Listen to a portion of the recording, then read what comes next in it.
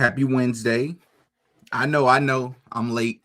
I'm very late, and I pushed it back like 15 minutes, but I had to get some other things in order before we started this live. So, happy Wednesday, everybody, or as some of you would say, happy hump day.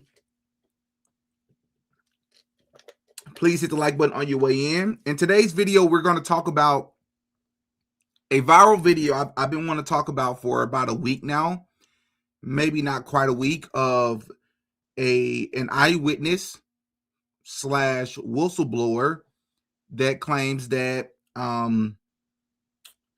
she is a victim of Epstein and claiming that they were eating human beings. And I would like to play that video for you all. I also would like to play and react to Pam Bundy. I would say arguably one of, if not the most humiliating and embarrassing moments we've ever witnessed from an attorney general. And I put a compilation video for you all together. So there's that. And then I want to eventually get to Jeffrey Epstein's driver. There's some information that came out from Jeffrey Epstein's driver that I think is going to be very interesting.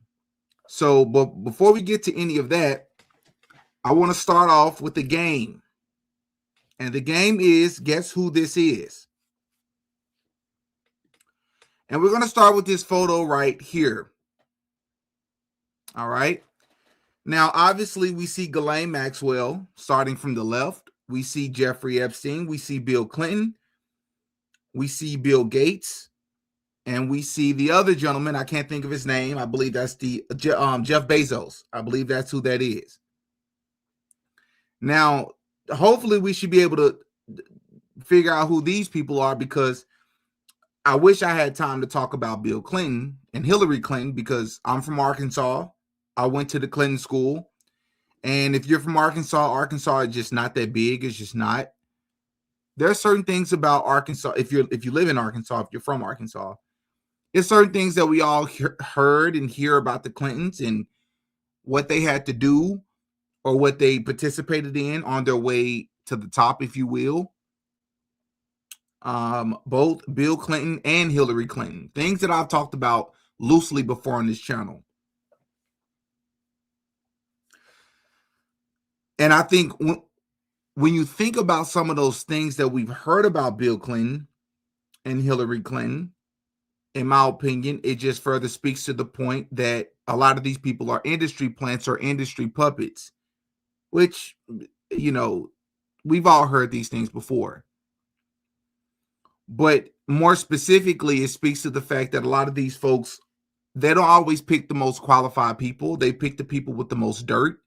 They pick the people that are the most controllable, right? If you have dirt on people, they're typically going to do what you want them to do.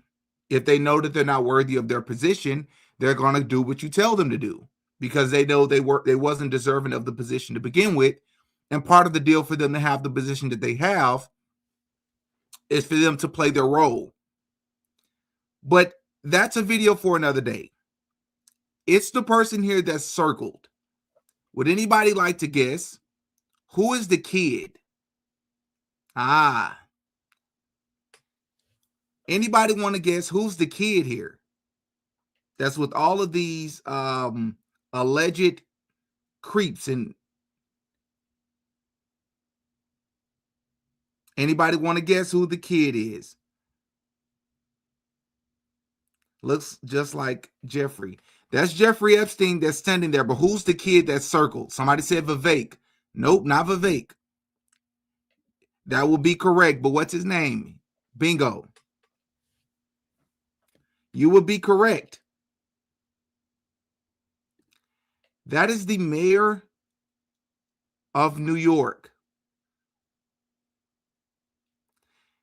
Now, if you've been following my channel long enough, then you would know that coincidences are slim to none, especially when it comes to these people. His name is Zohran Mamdani, the socialist Democrat mayor of New York. Yeah. Here he is pictured with Jeffrey Epstein, Ghislaine Maxwell, Bill Clinton, Bill Gates, and Jeff Bezos. And he's standing there with his mother. No coincidences, people.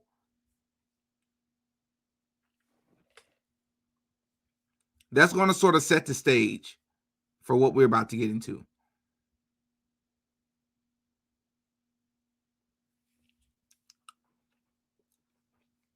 I also want to say I decided to rock the allegedly hoodie because one of my supporters just sent me an email of them wearing a red allegedly hoodie, which I hadn't seen the red one yet. I was just going to wear a regular black t-shirt, but you all really, that picture really inspired me. So I just want to let her know if she's watching that you inspired me. All right. So with that, for those of you that don't know, Pam Bundy, our attorney general, went to see Congress and completely humiliated herself. The Epstein files, obviously we know that it's a distraction, but it's a necessary distraction because there's a lot of things that they're doing with this. Because the biggest question we need to be asking ourselves, why have they released these files? Why now? Because we know they could have always just pretended that the files didn't exist. Or they could have released the files 2 years ago. Or they could have released the files 2 years from now. But they chose to do it now, at the beginning of 2026. Why? If you watch my videos on Patreon about the Great Reset, about the restructuring or the destroying of the old system of the US dollar, I would highly encourage you to go and watch that video. I've also dropped it on YouTube for my YouTube members, only because YouTube can get super tricky if I drop it as a regular video. It's not a coincidence that they're doing this now, right? But let's go and take a listen to what, and again, this video is going to be a little longer, this video compilation I'm about to show, but I promise you that it's worth it. I put together a video compilation of the extended hearing from Pam Bundy's visit with Congress today, and I believe yesterday. It was a complete crap show, it's almost like it's a humiliation ritual on display on purpose. Take a listen to this. And keep in mind, this is the Attorney General of this country. Remember what I just said about industry puppets, industry plants, people that are placed into position not because of their competence, not because of their credibility, not because of their qualifications, but because of their loyalty. They've been placed in position to do what's backwards. The president works for us, just like the police works for us. But as we know, they flip it and they're loyal to the president. Let's take a listen at this. Evidence that Donald Trump has committed a crime. Everyone knows that. This has been the most transparent presidency. He's the one that asked that those files. I'm reclaiming my time. I got your answer. You said there's no evidence. Trump asked Mr. Chairman, please stop the clock. Stop the clock. the legislation. This is I'd like to reclaim my time. Time belongs to the gentleman from California. Okay. I'm going to put up another document from a witness who called the FBI's National Threat Operations Center, because I believe you just lied under oath. There is ample evidence in the Epstein file. Don't you ever accuse me of a crime. I believe you just lied under oath, and this is all on videotape. You said there's no evidence of a crime. I'm showing you, here is a witness statement who called into the FBI's Threat Operations Center. He drove Donald Trump around in a limo. He overheard what Donald Trump said to Jeffrey on his cell phone. He was so angry, he was going to stop the limo and hurt Donald Trump. And he met a girl who said she was by Donald Trump and Jeffrey Epstein. She later had her head blown off, and officers at the scene said that could not have been suicide. Wow. No one at the Department of Justice interviewed this witness. You need to interview this witness immediately. Epstein should rot in hell, so should the men who patronized this operation. And as we sit here today, there are over 1,000 sex victims, and you have not held a single man accountable. Shame on you. If you had any decency, you would resign right after this hearing concludes. The Dow right now is over. The Dow is over $50,000. I don't know why you're laughing. You're a great stock trader, as I hear, Raskin. Listen to this. How is this real life? The Attorney General is now bragging about the fact that the stock market is performing well. Not that that's not a good thing, but why do you care about that right now? They're grilling you about other matters. This is what she chooses to brag about. The Dow is over 50,000 right now. The S&P at almost 7,000. And the NASDAQ smashing records. Americans' 401ks and retirement savings are booming. That's what we should be talking about. We should be talking about making Americans safe. We should be talking about, what does a Dow have to do with anything? That's what they just asked. Are you kidding? Mr. Jordan, Mr. Jordan. In the room, if you are willing, please stand. And if you are willing, please raise your hands if you have still not been able to meet with this Department of Justice. Wow. Please know for the record that every single survivor has raised their hand. Attorney General Bondi, you apologized to the survivors in your opening statement for what they went through at the hands of Jeffrey Epstein. Will you turn to them now and apologize for what your Department of Justice has put them through with the absolutely unacceptable release of the Epstein files and their information? She's not even making eye contact. This lady is looking entitled, embarrassed, ashamed. She's not even making eye contact the entire time this lady is speaking.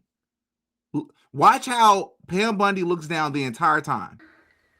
Absolutely unacceptable release of the Epstein files and their information. Wow. Congresswoman, you sat before Merrick Garland sat in this chair twice. Attorney General Bondi, No, can I finish my answer? No, I'm going to reclaim my time because I asked you a specific question that I would like you to answer, which is, will you turn to the survivors? This is not about anybody that came before you. It is about you taking responsibility for your Department of Justice and the harm that it has done to the survivors who are standing right behind you and are waiting for you to turn to them and apologize for what your Department of Justice has done. Members get to ask the questions, the witness get to answer in the way they want to answer. The Attorney General can that's respond. not accurate, Mr. Chairman. Because she doesn't like the answer. So, Mr. Chairman, why I have asked didn't she ask Merrick Garland this? I am reclaiming my time, and when I reclaim my time, it is Mr. Chairman, the gentlelady is I'm reclaiming not her going time. to get in the gutter for her theatrics. The time belongs to the gentlelady. The gentlelady has 17 seconds. Thank you. You're not going to answer this question, so let me just Chairman, say I'll this. direct it to What a you. massive No, I'm cover-up. answering a question. Chairman, will you restore her time? The witness is I'm not interrupted. going to get in the gutter with this woman. Stop the She's time doing and theatrics. let me have my time. The gentlelady from Washington controls the time. The gentlelady has 17 seconds. You can proceed with your final Thank you. 17 seconds. What a massive cover-up this has been and continues to be. Donald Trump made the release of the Epstein files the center of his political campaign because he thought it would benefit him. Then you got into office, Attorney General, claimed to have a client list, only to then say that there was no list. Your deputy, Todd Blanche, met alone with Ghislaine Maxwell and transferred her to a minimum security prison. And now you continue the cover-up. And I wish that you would turn around to the survivors who are standing right behind you and on a human level. Chairman, hi Pam Bondi. What are you doing with Keith Frankel? I have a couple questions for you, Pam. How much were the acting lessons? Do the Epstein victims that you cried with know that you're friends with Keith Frankel? Why was Keith Frankel and Jeffrey Epstein talking about body boxes on February 10th, 2010? You've read the files, so I'm sure you can tell us. If Jeffrey Epstein was such a monster, Pam, how come Keith went to his house so many times? One thing that was mentioned in the Epstein files is children being out of Ukraine. Keith Frankel and his family run a children's home that takes children out of Ukraine. So a guy by the name of Keith Frankel, who Pam Bondi has been pictured with and seen with multiple times, is running some sort of children's organization out of Ukraine, the same place that this person in Epstein was emailing about children being abducted from. How is this real? How is this real? You need to cut the shit, Pam. You need to cut the shit. My position is any victim who comes forward, of course, we would love to hear from them. 1-800-CALL-FBI. Did you ask Merrick Garland that the last 4 years? Did you talk? It's like, but this is the same tactic that this is what the Democrats did. Pointing fingers at other people. And it's not going to stop. It's a cycle, and it's a method that they use, which is one of the oldest tricks in the book.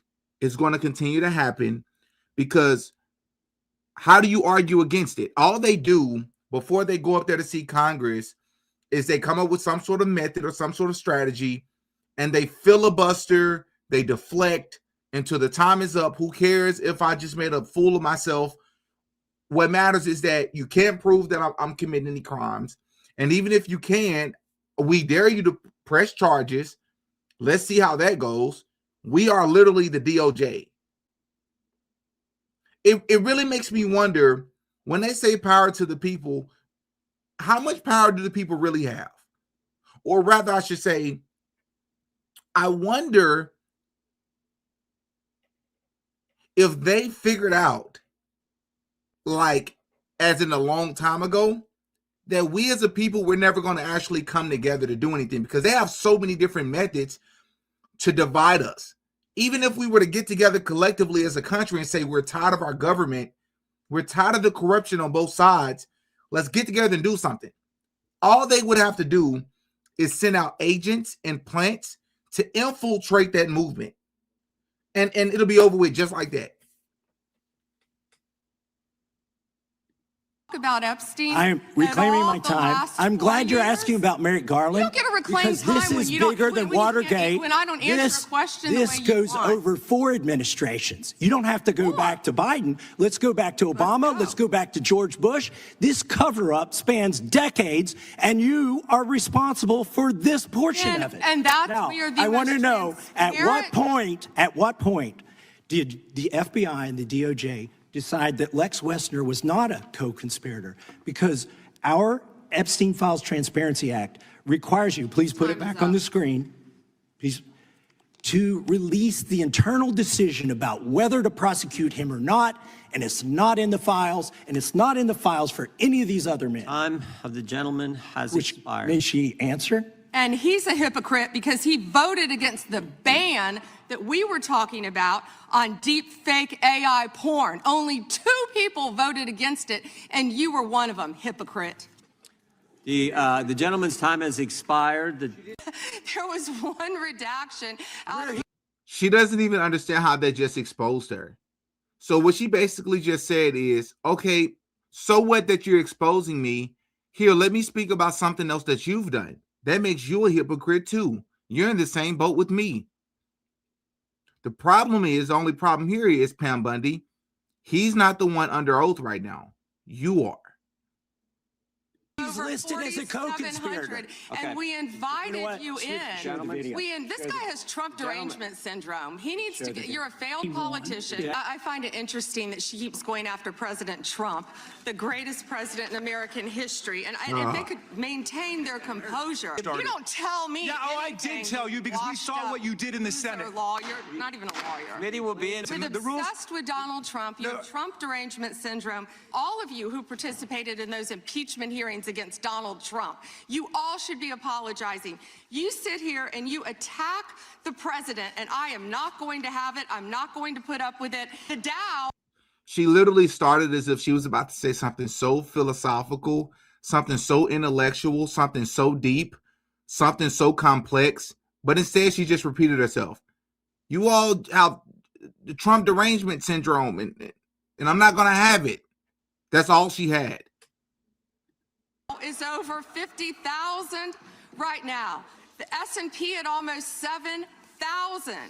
And the NASDAQ smashing records. Americans' 401ks and retirement savings are booming. That's what we should be talking about.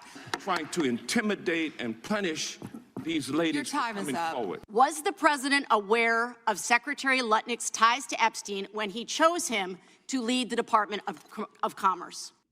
So Howard Lutnick, for those of you that don't know, we've spoken about him before on this channel. I have a video on this channel called, I have multiple Donald Trump videos, but I believe it's the one that's called The Dark Magician. Donald Trump, the Dark Magician. It's either that one or my Donald Trump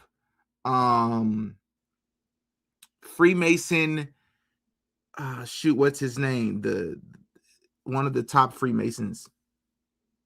I forget his name.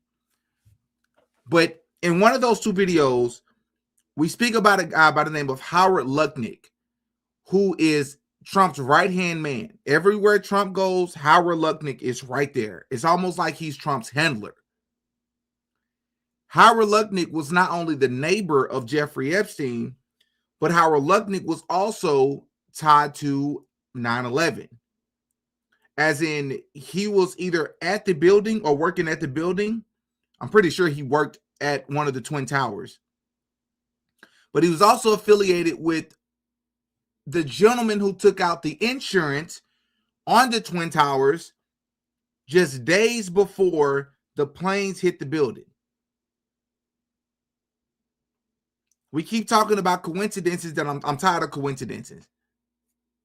Howard Lutnick is tied to those to that situation, to those people.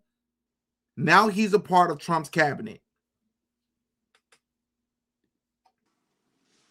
Was he aware? Chris Malin was a Border Patrol agent. Okay, so I'm going to conclude that the president, in fact, did know about his ties because he was the next door neighbor. Shame on you. Oh, for goodness sakes. This is pathetic. This is pathetic, Mr. Chair. I am not asking trick questions here. The American people have a right to know the answers to this. These are senior officials in the Trump administration. This is not a game, Secretary. Look at her. I mean, the body language, the avoiding the eye contact, the looking down, the slight smirk, smug look on her face. This is a person that knows that she's protected. This is a person that knows that as long as I do what I'm told to do, who cares what Congress has to say? I have the president on my side. I'm playing my role. I'm doing what I'm supposed to be doing. This is all theatrics. I'm supposed to take the public humiliation here. But as long as my life is not taken, as long as my life is not in danger, my job is not in danger, my children's life is not in danger, I'm going to listen to who I'm afraid of. I'm not afraid of just some public scrutiny. I'm afraid of these people try to take my life. I'm Attorney General. My apologies, I couldn't tell. Do you know which presidential administration under which the PIN was first created? I can tell you what administration that the weaponization was ended under. I'll reclaim my time. This wasn't a trick question. You don't get to Madam Attorney reclaim General. your time. Madam Attorney General, because I don't like it. Mr. Chairman, will you explain to the witness that he does reclaim his time? Because I don't answer a question to your satisfaction. Mr. Chairman. Madam Attorney General, the time belongs to the gentleman from Colorado. The president under which PIN was created was Gerald Ford. It was created after Watergate. I'm not asking a question, Madam Attorney General. The administration under which it was created was Gerald Ford. When you first started as the Attorney General of the United States, there were 35 people working in that office. There are now 2 people working in that office because you have gutted it. Wow. How many people work for the National Cryptocurrency Enforcement Team in the criminal division today? She has no clue. Incompetent. Can I answer the question about PIN? I've asked you a question. How many You've people asked work? me a question, but you don't How want many the answer. people work I'm not for the gonna answer your National questions the way you Cryptocurrency want. Enforcement Team? You won't answer how many I'll people? answer PIN. You. PIN will not be you know what? weaponized. You know what? What's Madam funny Attorney about General, this? I'll say to the chairman. What's funny about Chairman, this? you know what? This woman is not competent, bro. She's not competent to even be worthy of sitting in the seat. What the answer is, and I think I What's understand funny why the about Attorney General this? does not want to answer the question, because you eliminated the National Cryptocurrency Enforcement Team last year. So I understand why you don't want to tell the American people who works there. Yeah, I no one understand works why there you don't want to anymore, talk about Madam Mohammed Attorney Solomon General. in So, your district. In any event, who I would murdered people. Mr. Chairman, will you stop the clock so his time is not wasted by the witness? It's all theatrics, man. All theatrics. And let me show you Mr. Kash Patel. Who, if anyone, did Epstein traffic these young women to besides himself? Himself. There is no credible information. None. If there were, I would bring the case yesterday that he trafficked to other individuals. And the information we have, again, is limited. So the answer is no one? For the information that we have. In the files? In the case file. It's hilarious to me, man. Just extremely hilarious. Now, let's move over. Let's transition to Epstein. I first wanted to set the groundwork with the grilling of the director of the FBI, our attorney general, being asked about Mr. Epstein, the Epstein files. Yeah, I agree. She's acting a lot like Fannie Willis, which, interestingly enough, I'm pretty sure she's Democrat, which goes to show you it's the same thing. It's just the same thing on both sides, right? But let's move into the Epstein file. So the first thing I'll say is racism saves lives. As I've been stating from the jump, like racism isn't just something that falls on one side of the political aisle. This is a Republican thing. It's a Democrat thing. It's a human thing. Racism is just another way of saying hatred, right? Well, that didn't change with Jeffrey Epstein either, because he specifically decided that within these files, somebody realized that, which we've already discussed, is Jeffrey Epstein and other elites, especially elite Jewish individuals, they see not only black folks, they see, regular white folks as well as goyim, like cattle, like animals, right? And because of that, that's the reason why they didn't have a lot, if any, so-called black victims. Island, here's why. Jeff gave in at some point and told him, yes, I'll find some friends. Jeff wanted young, fresh girls, virgins. He told, don't bring me any N-words. Never, ever brought any friends. At this point in the interview, Attorney Barry advised the following. At Epstein's request, she at times met people on the beach and may have told them something to the effect of, if you want to party, go to Epstein's. Following statement, shook her shoulders and head in the affirmative. Clarified that after what Jeff had done to her, she did not want it.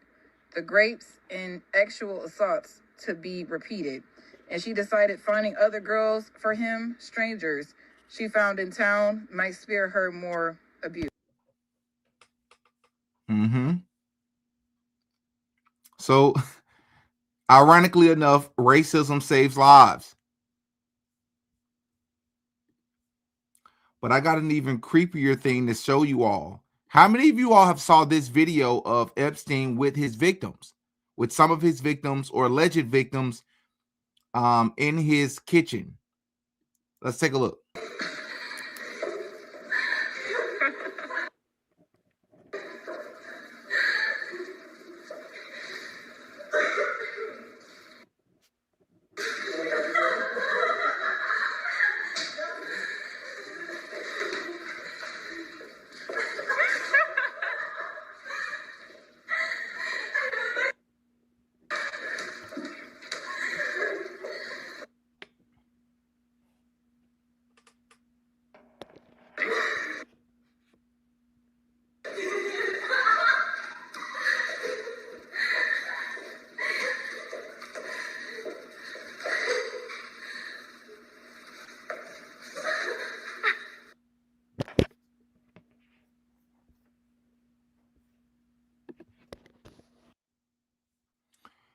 You know something that really stood out to me about this?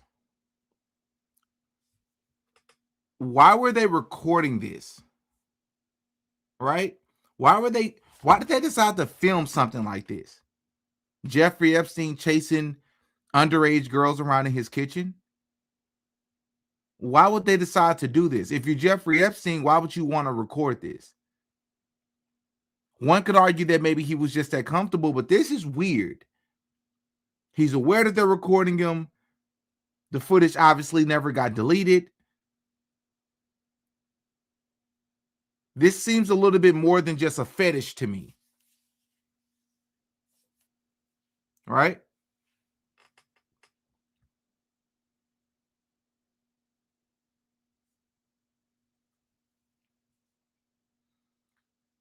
Yeah, this is weird to me. And earlier, I played a clip of the victims that were in the courtroom when the congresswoman asked the victims to stand up and raise their hands if they have yet to meet with this current administration's DOJ, which obviously they have not. What I've always found interesting is that there are still some victims that are alive, and then you have victims that are not alive. Because let's make no mistake here. There are victims of Epstein or alleged victims of Epstein that are no longer alive because allegedly they were eating them. Right? This has been reported for years. Like, a lot of people have been saying this, but there's this viral video of a 21-year-old whistleblower by the name of Gabriela Rico Jimenez. And she's speaking in a different language, but I want you all to take a listen to what she said.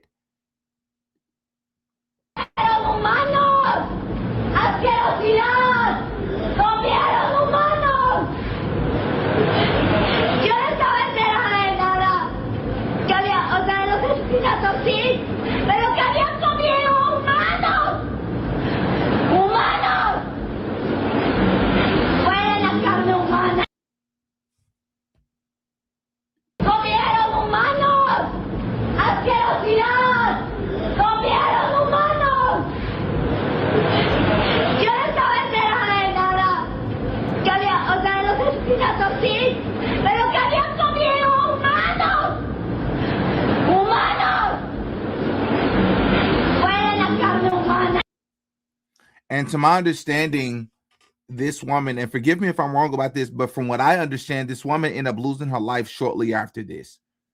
Similar to another victim that was just mentioned during the Pam Bundy hearing. Correct. Right? And like I said, this is something that's been discussed for a long time because it's called, quote unquote, sacrifices. All right. It's not just because they're freaks. It's not just because these people are weirdos. It's not just to shut these people up. Excuse me. These are rituals, right? A lot of this stuff is because they believe in a religion called Thelema. A lot of these people follow Aleister Crowley and his teachings. They believe in sex magic, right? It's not just because these people were freaks. Babies, man. Like that's Do you think so that you think is real? So well, yeah. Not only that, I think that there's sacrifices going on every day in Los Angeles. I mean, allegedly, like high level musicians, let's say, high level female musician is like killing chickens every day, doing sacrifices, like high level. Well, I don't want to say. I don't want to say names because I don't want to get sued, and I don't want to be dead either. What does it rhyme like? Here's the purchase order. I started looking at the comments for some stuff. Not that. Yeah, but because this reminds me of. I'm pretty sure that this is Lady Gaga, but this reminds me of the woman that's standing right next to Lady Gaga. Her name is Marina Abramovich. Marina Abramovich is she's very popular in Hollywood. If you don't know who this lady is, we've spoken about her before. We've also spoken about her when it comes to Trump. Earlier I referenced or mentioned my video about Donald Trump called Trump the Dark Magician. She specifically spoke on Trump because this lady is a witch. Lady Gaga is a witch as well, allegedly. Everything I say is alleged. Marina Abramovich would make desserts and different types of cake like the one you see here that are human-like. And they would have parties where different celebrities would come together and eat this stuff. Why would you want to eat this? Why would you want to participate in this? Because it's all ritualistic. That's why. This is also a woman in Marina Abramovich that was very close with Jay-Z. Her and Jay-Z has a very public event together where they're doing like ritualistic dancing as he's rapping and singing. Right? It's called spirit cooking. Right? Not to mention Lady Gaga. I mean, she's an open occultist. Just participated in the Super Bowl halftime show with Bad Bunny, which I do have that video still coming, where I'm going to expose the ritualistic performance by Bad Bunny and make no mistake, by all means, that was a ritual. All right. But there's something else I want to show. I want to go over with you all. We're going to do some reading because there's a gentleman that came out back in 2020 that is claiming to be the driver of Jeffrey Epstein. And I believe him. And the reason I believe him is because many of the things that he said in 2020 has been corroborated and confirmed since these files have been released over the past month or so. So even though many people believed him anyways, because this person dropped this information on a form that people typically go to share credible information while remaining anonymous, this just added a whole nother level of credibility since the files have been released this year. So I definitely would like to go over it. And I'll try to, if I can remember, include the link in the description. All right, let's see what looks better, what works better. Okay. How many of you all are aware of this? Put a 1 in the chat if you're aware of it. Put a 2 in the chat if you've never heard of this before. The Confessions of Jeffrey Epstein's Driver. Put a 1 in the chat if you've heard of this already. Put a 2 in the chat if you have not.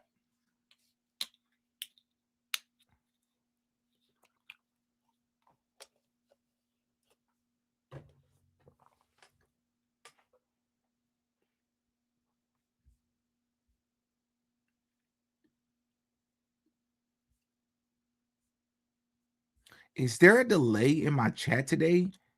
I feel like there's something weird going on with my chat. There's like a huge delay.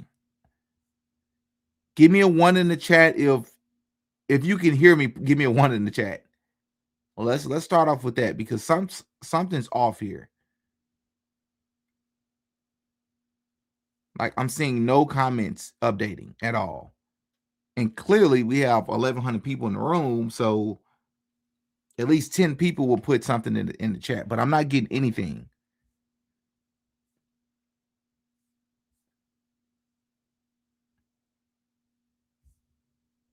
Yeah, this is weird. Give me a 1 in the chat if you can hear me. Okay. I guess there's some sort of delay. I don't really know how to fix that in real time. So for the time being, I'm just going to go over this article.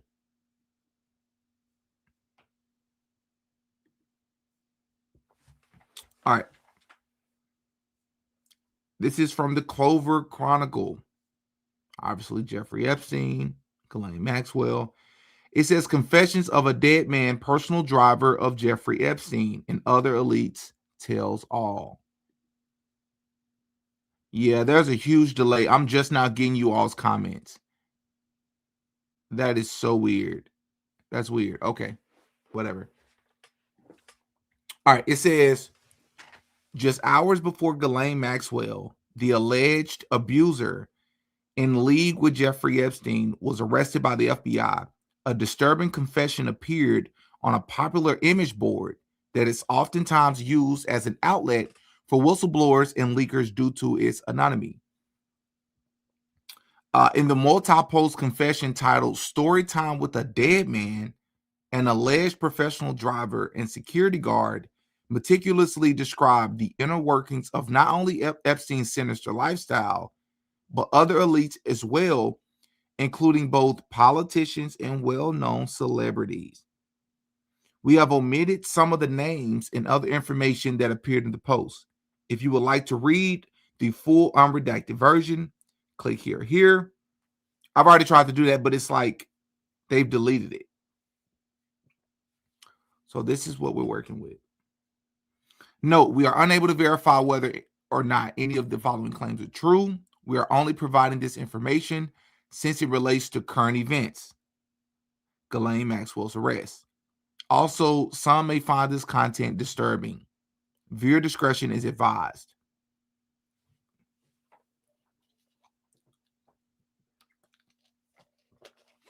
Okay. Says, I've been a professional driver, security guard for a circle of very wealthy people for almost 8 years. I started by working the door at a private gentleman's club outside of the DC area. From that job, I was introduced to some employment managers for Jeffrey Epstein. Because I had experience as both a cab driver and a bouncer, as well as always overlooking and keeping my mouth shut about the drugs and prostitution my employers at the club profited from, they thought I'd be a good fit to work the weekends for Mr. Epstein.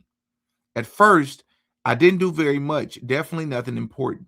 I would run errands mostly and do anything my manager, who reported directly to Mr. Epstein, wanted me to do. So say the gardener calls out sick one day, it will be me mowing the lawn in his place. I was sort of a floating general helper.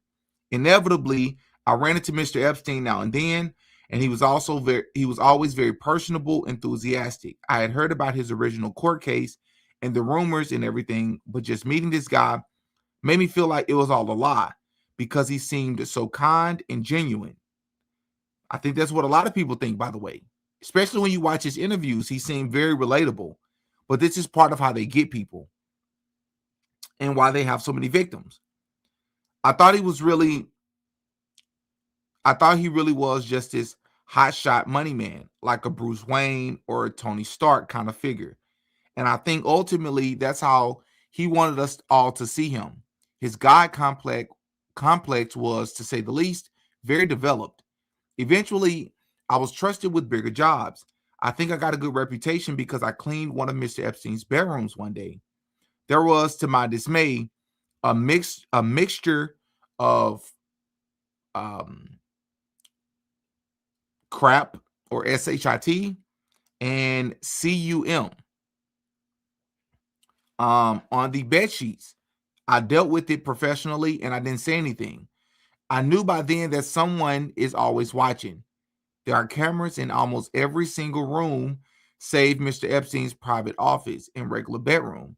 He had several bedrooms, but one of his favorite, I guess, his main room. I never mentioned it to anyone, but I still got to thank you for my manager for being discreet. One day, I asked to go pick up a masseuse. I was asked to go pick up a masseuse from a bus station. I didn't ask her age. I knew better, but she couldn't have been older than 16. I got a really bad feeling in my stomach because at this point, denying Mr. Epstein's taste would be borderline irrational. I did my job. I took her to his house, and a few hours later, I took her back to the bus stop. She was crying, and I didn't talk to her about it. A few weeks later, I did it again. Now my manager tells me that Mr. Epstein would like me to take over all of his various pickups and drop-offs. They called it quote unquote cutie duty. But it was more than just girls. I would pick up drugs and other assorted packages, most of which I had no idea the contents, but as far as I was concerned, the less I knew, the better. I was getting paid very well for the amount of work I was doing. In a given day, I spend 3, maybe 4 hours doing anything that could be considered work. The rest of the time, I either sat in my car browsing 4chan on my phone or inside pretending like I was rich and this was my house. For this, I was being paid $75,000 a year, more than I'd even hoped to have made in my whole life. When I took over doing most of the driving, it went up to $115,000. Every time my job became more illegal, the money would get better. That's his tactic. He knows that people will do just about anything for the right price. I just want people to know, I guess, call it a public confession because I'm guilty. I guess I don't care that much because I'm going to be dead.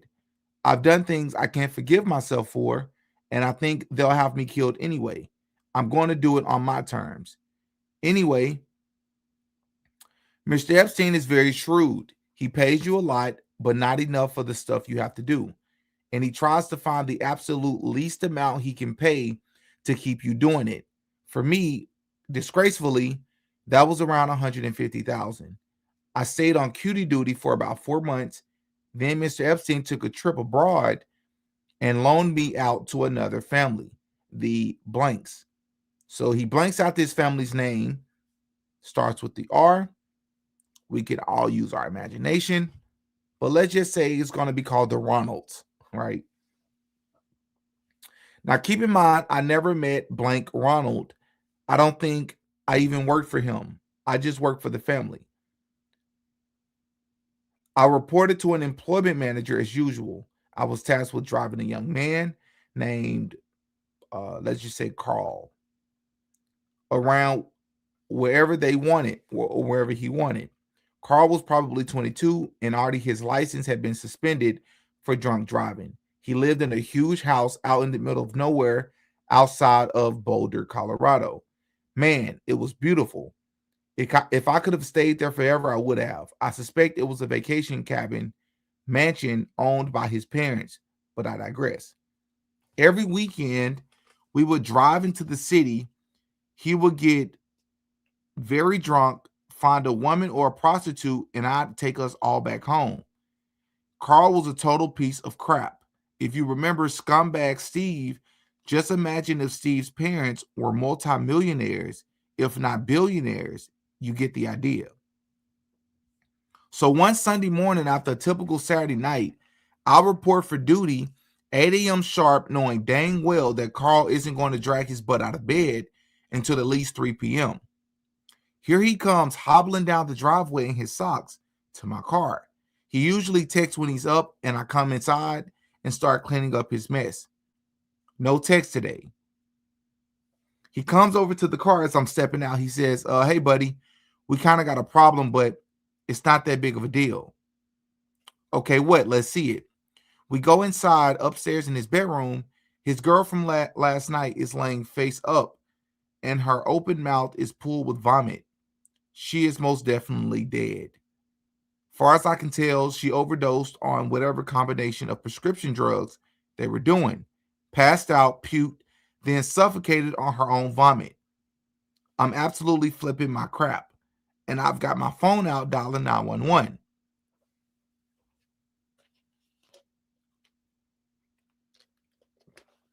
Carl slapped it out of my hand and says, tell me to hold on. He says he can't get in trouble because it will look bad on his family. I said, Carl, you've already been getting into trouble. He says he knows, just not this kind of trouble. He says, I'll get a big bonus if I just deal with it myself. Now, I'm way out here in the middle of nowhere, and the implication from day one of my employment in this circle has been that if I mess up, I might suffer harsh consequences. I know what I did here was wrong. I know that, and I am so sorry. I asked him what I'm supposed to do. He says, just wait. He gets a different phone out of a drawer and starts making calls. After a few minutes, I'm waiting in the hallway. He casually pacing around the corpse. He gives me GPS coordinates for a little spot off of 111 out in the mountains. I'm supposed to wrap her up, take her there, and drop her off. He said there will be guys waiting there to take her. It's a long drive, and I don't look forward to it one bit. I wrap her up in her comforter. He stops me. Bro, he says. Bro, not that blanket. That's like the softest blanket in the world, dude. No way. And he gets me a different blanket from the closet. Effing real gentleman, Carl was. He's got an F-150 at the property used for landscaping work. I put her body in the bed with a tarp on top, and then I fill the rest of the back with landscaping supplies, fertilizer tools. I tried to make it look really natural and boring, but I'm crapping bricks. I can't believe I'm actually doing this. But he promised me that if I get busted, I'll have the best lawyer money can buy. And I believe him. She's dead already anyway, and it's unlikely he would even get into any real legal trouble. Just bad press. So what's the difference? The whole time driving, I'm sweating right through my clothes. I have to stop twice to puke. When I get there, there's a little dirt spot you can pull off into, and sure enough, there's a black SUV. There's a big black SUV and a Jeep with off-road tires. I'm not about to just assume these are the body people, so I stop and get out and approach the SUV. The window rolls down, and there's a woman who's probably in her 50s and a big guy driving. I don't know what to say, so I'm kind of like, how's it going? Feeling like a complete freaking idiot. She makes a call and describes me to the person on the phone. Then she puts it down and says, we're who you're looking for. Is it under all that stuff in the bed? I say, yeah, do you need help? She says, no, take a break. So I walk into the trees a little bit and smoke a cigarette or two. They've got her out and put her in the Jeep within about 5 minutes. The woman tells me to drive, wait 15 minutes before I leave, and then they'll pull out and drive away. The Jeep drives further into the woods. I wait about 7 minutes and I leave. I got a text later telling me not to ever leave early again. Oh, wow. It was from a blocked number. Oh, wow. Dang. So when I get back to the house, Carl is sitting at the kitchen table eating a massive bowl of Fruit Loops with a big serving spoon, watching Love and Hip Hop. This man is like a child, and he hasn't even gotten dressed yet. He asked me to wash his blanket and sheets. I do it. We got really drunk that night, and Carl tells me this has happened twice before, and it's always fine. He says he's like Scarface and stuff. I hate him. The remaining few months go by without incident, and he gets his license back, freeing me at least. Mr. Epstein doesn't need me at this time, but I do get referred as a reliable driver to the big wigs at, I mean, that's pretty clear that he's saying Def Jam Records. Interesting. Who assigned me to work on Blank's crew while she promoted blank, blank, blank at the time her 6th and newest album. I never met Mrs. Blank in person, but just in passing now and then. But I found this job to agree with me a lot better than the others. I drove a van stacked with promotional gear from the city to city while she toured. A few times I was sent to pick up Molly and was taught to use test strips to test for purity.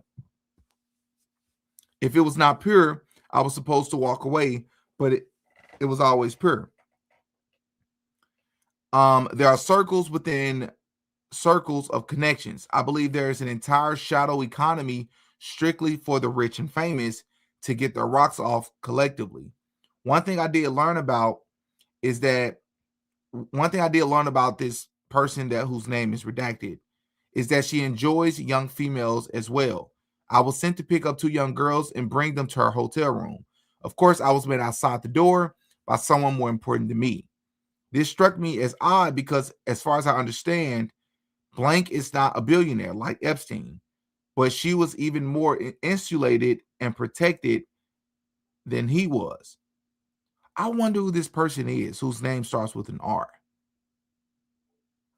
Let me see who y'all think. Chad, who do y'all think this is whose name starts with an R? Okay, somebody said they think it's Rihanna.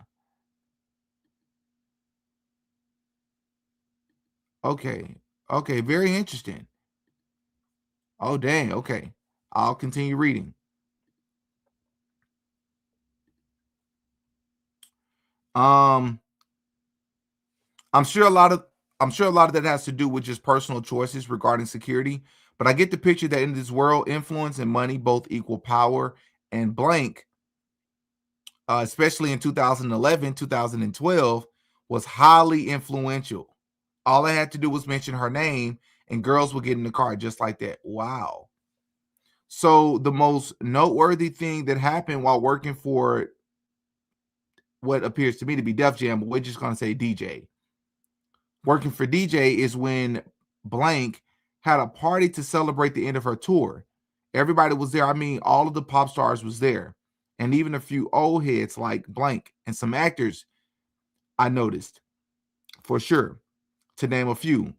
For this party, I was, of course, asked with getting entertainment. I was tasked with getting entertainment. They wanted as young as I could get and as many as I could get. Interesting. Very interesting. Ostensibly, they were being hired to be wait staff, valet drivers, etc. But the plan is to switch it up on them when they actually get there. Give them drugs, money, whatever they need to do whatever they wanted to do, whatever they wanted them to do, which was essentially to be all expenses paid prostitutes for whoever wanted them. That part, thankfully, was not my job. I'm just a piece of crap who tricked them into going. I picked up 5 young girls from a mall, a couple of teenage boys I found walking along the road, and then I got a hold of an escort company to fill it out and make an even dozen. The ones from the escort company were not underage, and I was severely chastised for it. Wow. My manager basically asked if I ever wanted to work again. I said yes. He said, then act like you've got some freaking sense. I didn't make this mistake again. After the tour ended, I was just on my own for a month or so. I rented a house near Tulsa and basically isolated the entire time. I was starting to get ideas in my head about going to trade school or something when I was called back to come work for Mr. Epstein again. At this point, I've developed a bad coke habit, of which I've only been sober a few months to this day. I needed something to make me do it. Coke makes you feel numb in a way not much else does. And believe me, I've tried just about everything. There are research chemicals no one has even heard of that get traded around in these circles. When I came back to work for Mr. Epstein on his island, I was going through an 8-ball every day or two. I binge drank at night, but I had to keep focused during the day. The coke wired me up and the liquor brought me back down. That's the only way mentally I could really cope with what's happening. I was flown to this now infamous island to be one of the regular staff. Essentially, I lived on this island for free while getting paid to maintain the grounds and keep the buildings up. When Mr. Epstein was there, Obviously, he would bring his own entertainment, so I didn't even have to do that. I thought this sounds like a freaking fantastic deal. Island paradise, great wages, not much real work. Count me in. Out of all my sins, I believe sloth is the most damaging one I indulge in. I always look for the easy dollar, and that's why I am prey for people like this. Now, first of all, this island is like paradise on earth. It's always comfortable temperature. The rains are breathtakingly beautiful, and the architecture and decor of the houses are exquisite. Yes, the bathhouse is really creepy. The fake doors are there to confuse flyby surveillance, if anyone was wondering. The regular staff were hard to get along with. They were all creeps, and I mean capital C freaking creeps. Made me wonder about myself, honestly, that I'm put here with them. They all joked about getting Mr. Epstein's leftovers, and the talk was constantly about when Mr. Epstein was going to visit the island again, when he would bring important people, world leaders, CEOs, etc. I and most of the staff were kept totally out of sight. We weren't allowed to work in an area unless we knew it was empty. Only his most trusted employees could actually be in the building with him and high-powered friends. Sometimes, though, it would just be the family and things were more relaxed. I passed by his office once carrying some garbage. When he beckoned me inside, he asked me my name and I told him. He offered me a seat. I took it. You don't get far in this business saying no. He began to talk to me. He looked really stressed. He asked me how anything that feels good could be bad. He had a big painting of Oscar Wilde and considered him a personal hero. He began to explain hedonism to me and asked me if I understood. Of course, I said. Who doesn't like fun? Lots of people. He said, lots of people. Then he let me go about my duties. I messed up really bad one evening and entered one of the maintenance sheds to return some tools I'd been using and saw the sweaty, pale back of a large man hunched over and thrusting. He had a tattoo of Nixon on his back, and he was wearing a bull's head mask. He was blank. They omitted the name. He turns to me. I'm just standing in shock and says quite angrily, "Do you mind?" And I slam the door shut. As I'm closing the door, I get a glimpse of my coworker's face, and he is crying. I Google Nixon back tattoo later and realize that man was blank. Who could that be? First name starts with an R, last name starts with an S. Who do you all think that could be? Somebody says Roger Stone. Oh, interesting.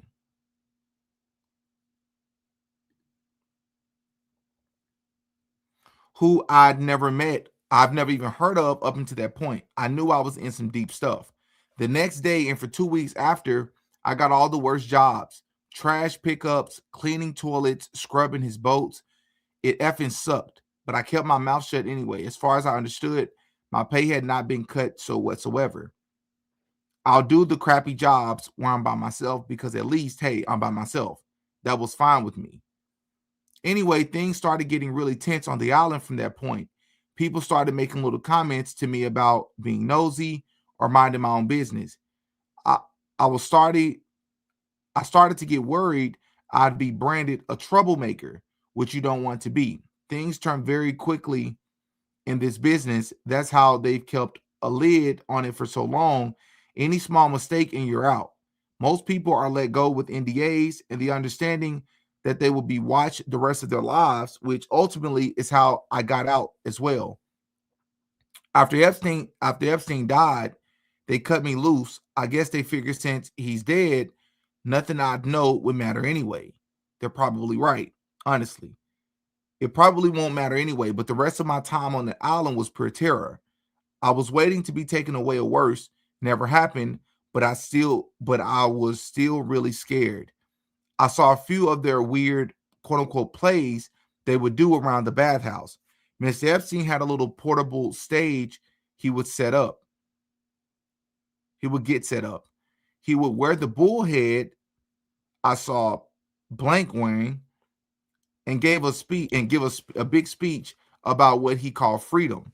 He would say this island is the only free place in the whole world where everyone on it can do whatever they want. Bull crap. Not your employees, not the children you bring here. Total BS. Everyone would cheer. They get up and do a sort of conga line with tiki torches, really cringy old rich people stuff, and go into the bathhouse. There's a trapdoor on the floor that has not been reported in any of the investigation photos that I've seen, which lead to what they call the quote-unquote chamber, and it is essentially a bondage dungeon. Wow. I don't know what all happened in there, and I never want to know. I stayed as far away from that bathhouse as I could. I worked on that island for about a year. In 2013, 2014, Mr. Epstein chose me and two other trusted employees from the island to come with him to a winter retreat in the Swiss Alps. He owned a small, billionaire small cabin, which is equivalent to a mansion, and wanted people he knew could be trusted because most of the staff would be local hires. Our job on the surface was to help manage all the employees like supervisors, basically, but the unspoken task would be keeping everyone either in the dark or quiet. Mr. Epstein had a real fondness for plump, young Swiss blondes, and the Swiss, as he would explain, have a very quote-unquote progressive idea regarding age of consent. He viewed this as a more relaxed way to do what he does, more casual. Part of the thrill for these people, I think, is in fact that it is illegal and they could get in big trouble. When they go to places that are more friendly with the idea of an older man having intercourse with a 15-year-old is to quote unquote take a break, so to speak. The Alps themselves, wow. I mean, wow. I've been all over the United States and nothing in this country compares to Europe in terms of sheer beauty. Sometimes early in the morning when I'd come out of the cabin and stretch, looking at the trees, smelling the crisp, clean air, just for a minute, I'd forget what I have done and what I'm doing. When it came back to me, I'd have to fight back tears.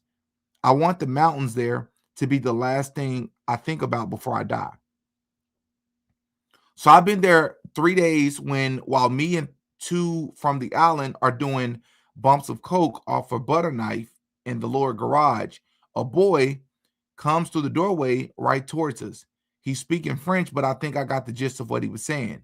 He was asking for help. He looked hysterical. Immediately, my two quote unquote friends were out of there, and I shouldn't have been far behind. I told him, calm down, calm down. It's okay. I'm going to help you. I just wanted him to feel better. This all took maybe 30 seconds before one of the nannies came in. He looked at her confused, and I get the picture he was trying to decide if she could be trusted. She couldn't. She shushed him and put her jacket over him and took his hand. She was speaking French as well, and it sounded like a mother consoling a frightened child.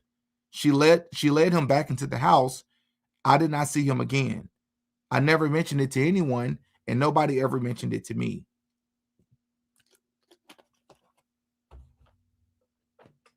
During my last couple of weeks there, I witnessed firsthand the unaliving of an independent journalist. I don't think he was actually a journalist. I think he had maybe a blog or a YouTube channel, but I had never heard of him, and I don't know his name, so I don't think he was anyone with any real connections. He was one of the local hires, a dishwasher, but he was seen with the cell phone out, possibly recording. Me and the other two from the island was asked to go check it out. So we get to the guy and ask him to empty out his pockets. Sure enough, he's got a phone. We told him to unlock it. He wouldn't. One of the other guys made a call, came back, and slugged him directly in the nose. I think he broke it because there was blood just pouring out, and the guy started screaming. I don't think he'd ever been hit before, but me and the other guy held him down. F it, I'll say their names. It was blank and blank. First name starts with a D. Last name starts with an R, from South Florida. And the second person is MH. First name starts with an M, last name starts with an H. Any idea who these people are? Who do y'all think this is? MH.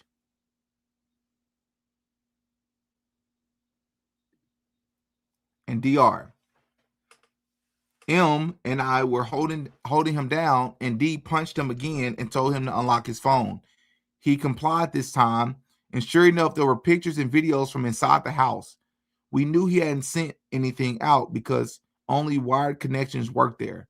I guess they had signal jammers or something, or maybe because it was just so remote. I don't know. Anyways, D made another call and tells us to take him outside into the woods. I think we're going to threaten him and make him sign an NDA. But D took his belt off and strangled him to death. We had to put his body up in the outbuilding because the ground was frozen. We put him through a wood chipper and then burned everything to ash. Wow. There were bits of charred bone left over when I swept it all into a trash bag and threw it out with the regular garbage. This above anything else I feel the most guilty for. After that, if I wasn't quote unquote in before, I was definitely in now. Me, M, and D, the three effing stooges from hell. D had been in the military, no surprise. And I think he had a few screws loose because he always had a temper. He became the go-to guy for the really dirty stuff. I started working for Mr. Epstein directly after this. He would confide in me sometimes when he was very high about how nothing really makes him feel good enough. He told me once that he hasn't felt happy in years. I wish I had the stones to tell him that his life, this life he is living is only bringing him down. For a brief moment, I felt empathy for this man. I think that too was part of his game, though.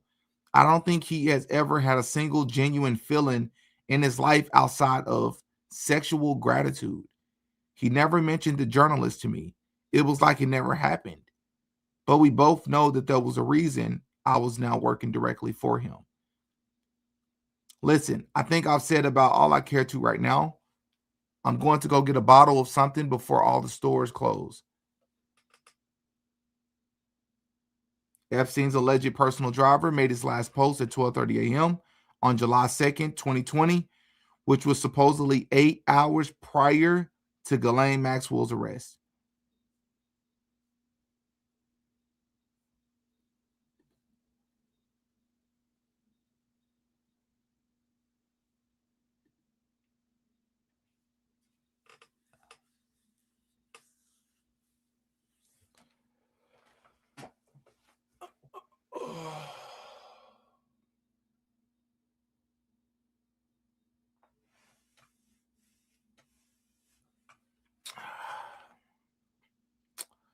Dang, bro.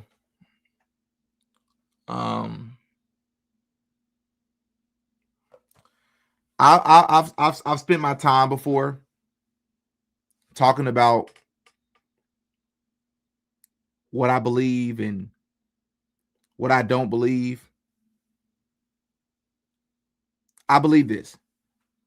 I think to drop it anonymously 5 years ago, to go that into that great detail, that great amount of detail, to be that granular.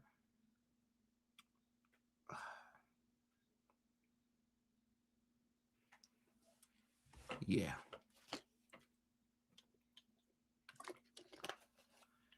Yeah.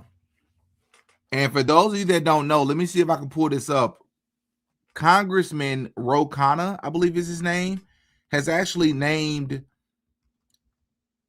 some names from the Epstein files. Let me see if I can pull it up. Yeah. He revealed 6 names that were once redacted from the Epstein files. Salvatore Nara, Zara, I don't even know how to pronounce these people's names. But let's hear him say it. Okay, let me share the screen.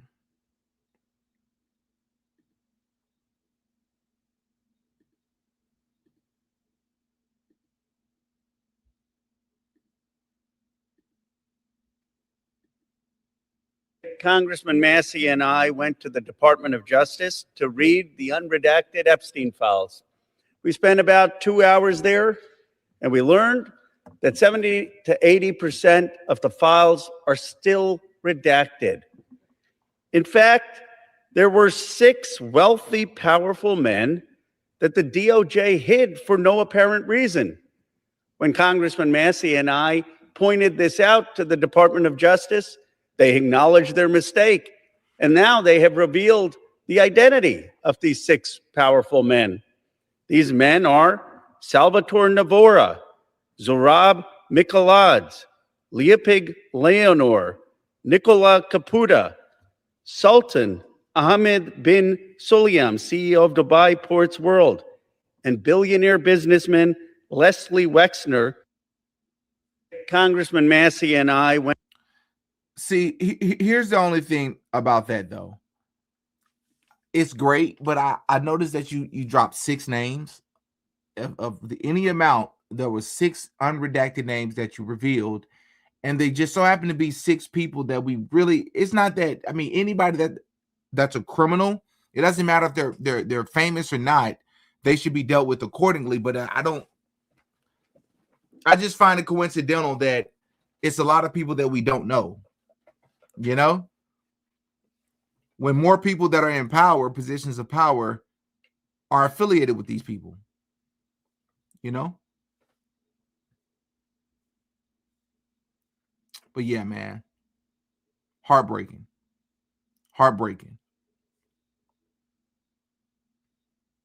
Yeah, Les Wexner is the person that signed so many of his rights over to Jeffrey Epstein, and people still don't know why. Yeah, I'm very aware. All right, y'all, let me get to some of your comments. Just showing some love. Didi, great work. Always love your brain. Thank you, Christina. I appreciate that. As always, Adrian, good to see you. Thank you for becoming a member for 4 months. The kids all around, Jeffrey Epstein, kids all around the world. Yeah. Crazy. She's foolish flipping a book instead of in right. You're talking about Pam Bundy. I believe that they released these Epstein files now for a reason. Because I believe this is the first stage in shifting the country in a particular direction. And they're also normalizing certain things. They've already, to be honest, I think they've already reached, I don't want to say the end point, but they've already reached a point of this country where if you were to find out tomorrow that somebody did something ridiculous, the public backlash or outcry or shock from hearing certain things as opposed to 15 years ago is completely different. People are so numb to it now. And I believe that's by design. Slowly but surely, they're shifting us in a particular direction. I think AI is playing a role in that. I think our stock market is playing a role in that. I think politics in itself, I think these Epstein files are playing a role in that. I think that theatrics amongst these different political figures, I think all of that is playing its role.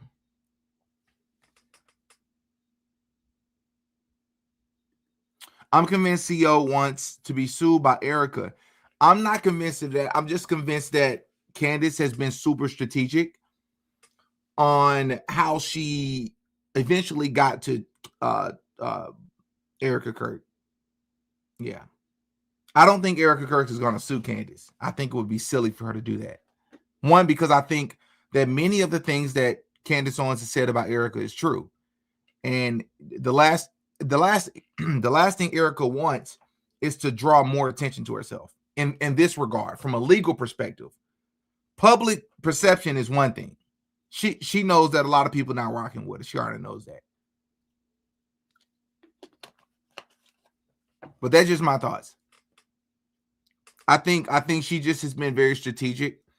Because I said early on, I said at some point, Candace, if she's going to objectively, in good faith, pursue this Charlie Kirk investigation, there are certain things she's just going to have to entertain, certain theories and certain people. One of those people I said was Erica Kirk. It just happened a lot later than I originally thought, but sure enough, here she is. So I don't think her reason is to be sued. I just think she's trying to be strategic.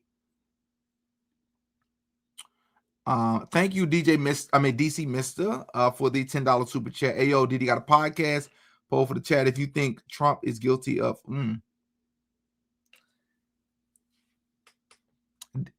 DC Mister would like for us to just put a 1 in the chat if you believe that Trump is guilty of violating children. Put a 2 in the chat if you do not believe that.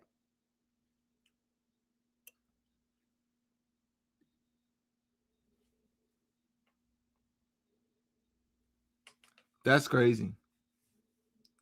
That's crazy. That is so crazy, man. Like, yeah, people's opinions don't mean that one thing is true over the other, but the fact that more than 98% of my chat, that is crazy, dog. This is a sitting president. That is crazy, bro. Well, DC, there's your answer, bro. Wow. Did you look into the Pogo any? Also, great job. No, I haven't. What does Pogo stand for again? I need you to tell me. Hold on, let me see. Operation Pogo. I remember now. No, not yet, but I plan to, I promise. I'm glad you reminded me. Let me put that down. I'm gonna look into it immediately after this video. Elaine, thank you so much for the $10 super chat. Thanks for always bringing us great content. God bless you, and God bless you as well. Thank you so much for the $100 super chat, Mr.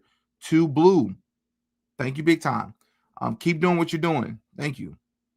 Heck yeah. Kay, thank you so much for the $5 super chat. Have you read Delectable Negroes? This has been going since slavery. The founders were Freemasons. They don't care about regular white people either. No, I haven't heard of that one. Delectable Negro. Actually, that does sound familiar. I'll look into it.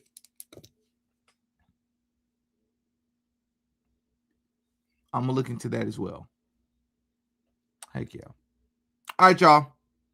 Thank y'all for tuning in. I got the Bad Bunny Super Bowl halftime show breakdown, Freemason ritual breakdown coming hopefully by tomorrow. And then I'm gonna do a little bit more research on some other stuff I'm looking into. I don't want to say anything too early, and I don't think I'm going to do a live on that one. I think I'm going to just drop a regular video, right? If you're looking for other content to watch in the meantime, I did just drop my Kendrick Lamar breakdown. I would highly encourage you to go and watch my Trump the Dark Magician video. I would highly encourage you. That's what it is. Donald Trump, Albert Pike, and Freemasonry video. I would highly encourage you to go and watch that. If you haven't seen the Martin Luther King documentary yet, I would highly encourage you to watch that. And I would also encourage you to watch anything from my More Than a Coincidence series playlist that can be found on this channel. I would highly encourage it. All right. Hit the like button once again. I would really appreciate it. And I will catch you all in the next one. Peace.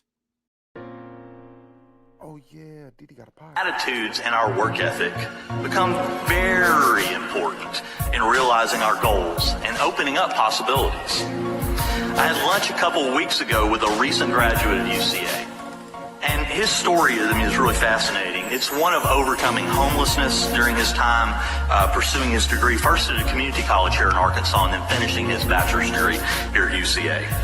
His narrative ranges from estrangement from family for many years to a hopeful reunion with mother and siblings. His record is one of overcoming odds in a way that I probably could not, and certainly demonstrating levels of tenacity and patience and optimism that I can only marvel at. He wanted to talk with me about his new job and his career path going forward. I really need to be there to learn from him because that's where the real value was.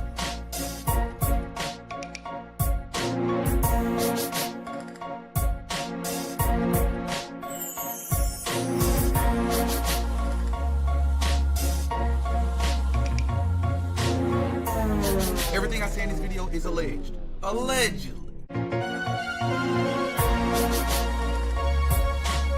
No such thing as a life that is better than yours. Doctor, just repeat after me. I really appreciate it. Alright. No such thing. Come on, you can do better than that. Talk to it, talk to it. Now let's start it over. No such thing as a life that's better than yours.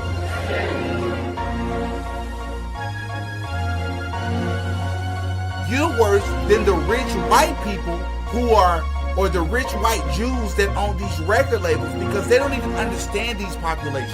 You have a lot closer relationship to these people and you're leading them to hellfire. You are leading them in the wrong direction in the name of getting rich and famous. How dare you?